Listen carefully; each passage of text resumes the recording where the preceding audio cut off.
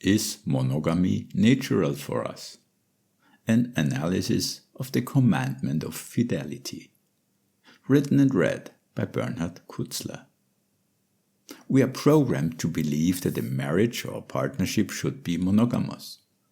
Is monogamy natural and therefore truthful, or just a social program? In the following, I analyze this. The word monogamous comes from the Greek words monos, meaning alone, and gamos, meaning marriage. So it means that one has a marriage or a partnership with only one person. It says nothing about sexual contact. If we want to use it in this context, we must, for clarity, place the attribute sexual in front of it, and we refer to normal monogamy as social monogamy. In this sense, we are programmed to be socially and sexually monogamous in a relationship. The best known example of monogamy in the animal kingdom is swans. They are not the only monogamous animals. In birds, around 90% of species are socially monogamous, at least during the breeding season. An estimated 14% are also sexually monogamous. In mammals, 3 to 5% are socially monogamous, such as wolves and beavers. 1 to 2% are sexually monogamous.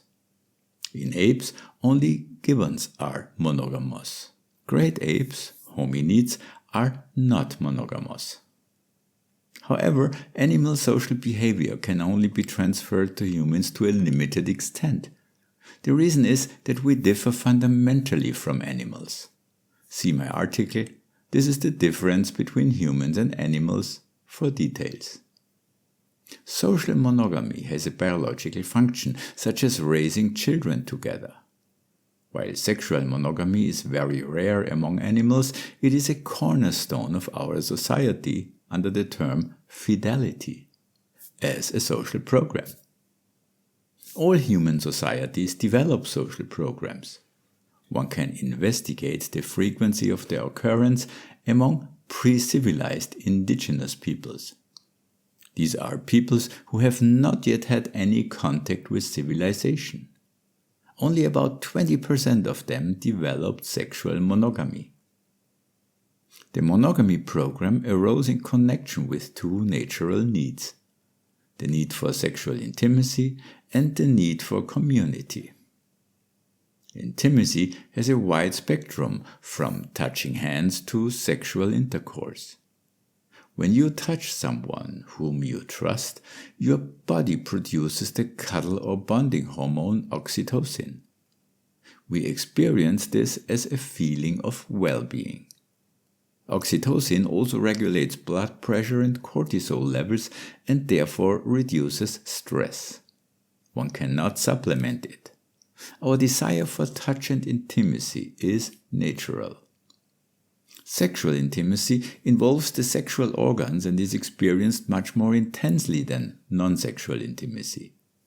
Presumably, the body produces more oxytocin when the genitals are touched than when non-sexual areas are touched. The most intense intimacy is sexual intercourse.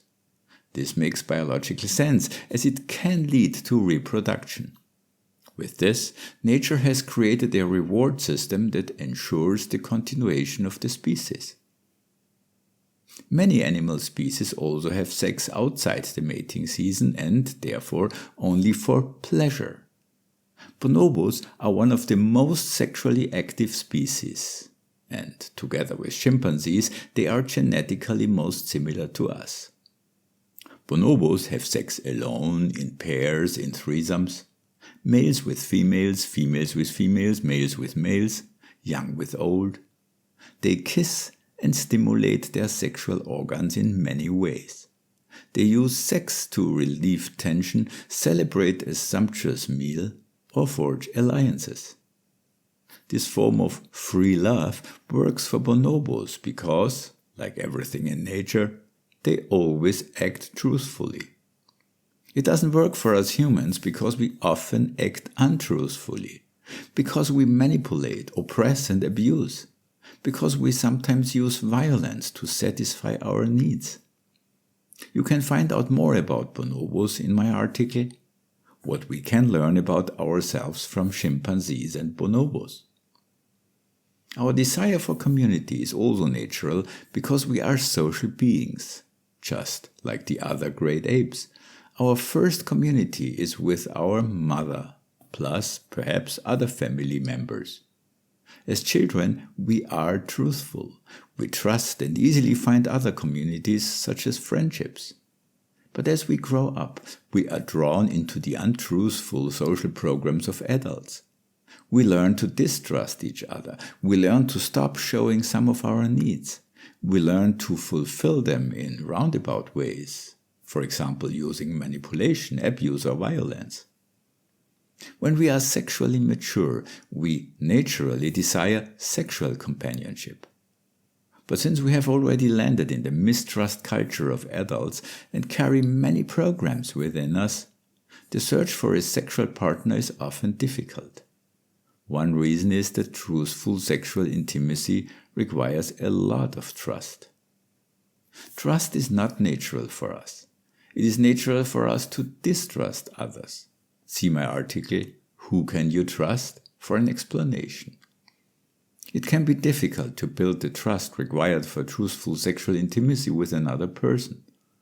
But beware, in our society there is a lot of sex without genuine trust, and therefore without truthful intimacy. Many sexual encounters are only sporting activities to relieve tension or to satisfy learned needs, such as those arising from watching pornographic material. More in Chapter 7 of my book, Curiosity, the Mental Hunger of Humans. Most sexual partnerships are fragile. The reason is that both partners often act untruthfully, sometimes consciously by lying, usually unconsciously because they act in a programmed way. Untruthfulness is a breaking point. We are miles away from truthful sexual group partnerships like the bonobos. Isolated attempts are called polyamory. If one partner in a sexual relationship becomes intimate with someone else, this can be dangerous for the partnership. The oxytocin produced during intimacy promotes the development of trust. The unfaithful partner could therefore easily develop trust in the new intimate partner. This can lead to the infidelity turning into a new partnership and the old one breaking up. The sexual monogamy commandment or program shall prevent this. But it is a double-edged sword. It makes intimacy a key aspect of a partnership and the partners sexually dependent on each other. It turns them into mutual slaves for fulfilling their natural desire for intimacy. What if one partner feels such a need, but the other doesn't want to be intimate? This can lead to power games, manipulation, and abuse within the partnership, and it can make one partner look for intimacy with another person. Therefore, the commandment of sexual monogamy can also be a danger for a relationship. There are couples who avoid this negative effect by refraining from demanding sexual monogamy. This does not automatically mean that one or both partners will make use of this freedom. An open partnership can succeed if the relationship is based on true love. See my article, What is Love and Why Do We Need It? For what genuine love means. Sexual monogamy is only a social program for us humans, but it arises naturally because we naturally distrust each other. Those 80% of pre-civilization indigenous peoples who are not sexually monogamous obviously have enough trust and truthfulness. They are closer to nature.